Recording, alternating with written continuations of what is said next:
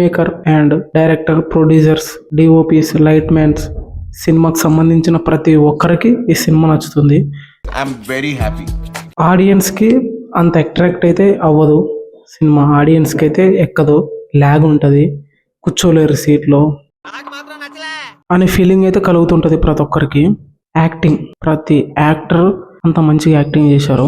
నాకైతే మంచిగా ఓకే పర్లేదు అనిపించింది.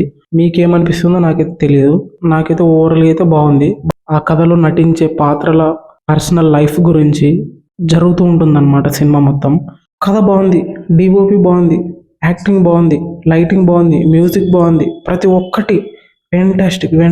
నాకైతే చాలా బాగా నచ్చింది. బట్ మనం ఒక ఆడియన్స్ పరంగా మనం ఒక ఎంజాయ్ చేయాలి సినిమాకి వెళ్ళి, కామెడీయో లవ్ ఏదో ఒకటి ఎంజాయ్ చేయాలని వెళ్ళే ప్రతి ఒక్కరికి నచ్చదు. ఎందుకంటే సినిమా థియేటర్లో కూర్చున్నప్పుడు చాలా మంది వెళ్ళిపోయారు బయటికి.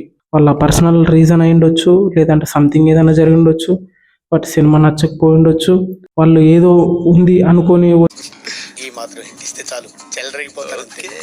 బట్ ఏం జరిగిందో తెలియదు, చాలా మంది వెళ్ళిపోయారు. ఇంకొకటి ఏంటంటే థియేటర్ కూడా చాలా ఖాళీ ఉంది, జనాలు రాలేదు.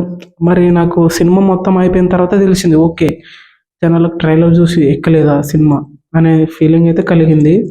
ఊహించో, లేదంటే ఫైట్స్ ఊహించో, లేదంటే కామెడీ అనుకున్నారో, లేదంటే సపోజ్ ఇంకేదో ఉంటుంది సినిమాలో అనుకుని వచ్చారో, వాళ్ళనైతే డిసప్పాయింట్ చేసింది అని నేను అంటాను. నా ఓవరాల్గా అయితే ఓకే. బట్ మీకేమనిపిస్తుందో మీరు సినిమా థియేటర్కి వెళ్ళి సినిమా చూసి తెలుసుకొని ఒకసారి కామెంట్ చేయండి మీకేమనిపించిందో.